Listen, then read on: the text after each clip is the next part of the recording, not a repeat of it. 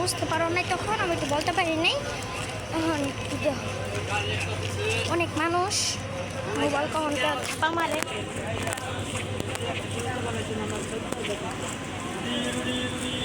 জয় express, এটা আমি তোমার মোবাইলে পাঠিয়ে দিব, পাঠিয়ে দিয়ে